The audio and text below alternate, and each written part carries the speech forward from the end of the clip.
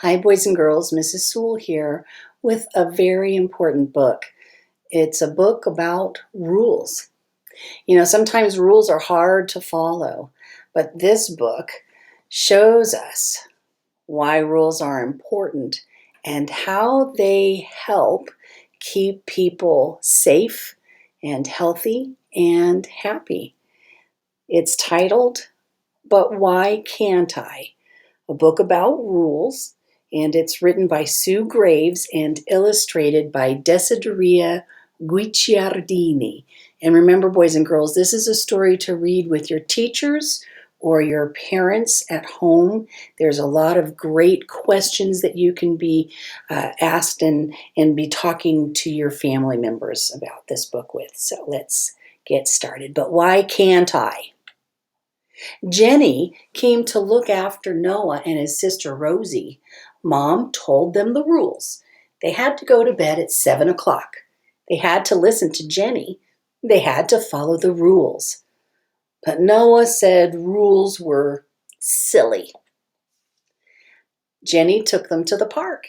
They had to cross a road. Jenny said there were rules for crossing roads. They had to stop, look, and listen. But Noah didn't stop, look, or listen. He nearly ran into the road. Jenny said rules can keep people safe. And you can be thinking right now about what dangers might have been in the road that could have injured Noah. Later on, Jenny got out a game. She told them the rules. They had to take turns rolling the dice. But Noah didn't listen. He didn't take turns. No one could play. So Jenny had to put the game away. She said rules make playing games fair. So the consequence there was that no one could play, and she had to put that game away. Then Jenny said it was 7 o'clock. It was time for bed. But Noah didn't want to go to bed. He wanted to stay up late. But why can't I? He moaned. Jenny said he needed his sleep. She said people need sleep to keep fit and healthy. But Noah didn't listen. He stayed up late. He got tired and grumpy. Then Jenny told him that she had to follow rules too. She told him she worked in a store.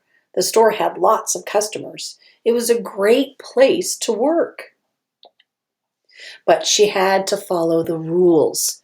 She had to look nice for work. She had to get to work on time, too. But one day, Jenny was late for work. The customers could not get into the store. Everyone was angry. Jenny nearly lost her job. She was never late again. Noah was really tired now. He yawned and yawned. Noah got under the blanket. He said rules weren't silly at all.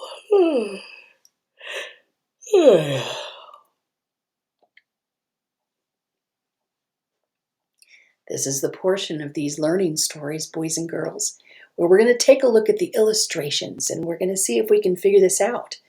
This is the time that we're going to share our thoughts and feelings with a grown-up or our teacher or our fellow classmates here.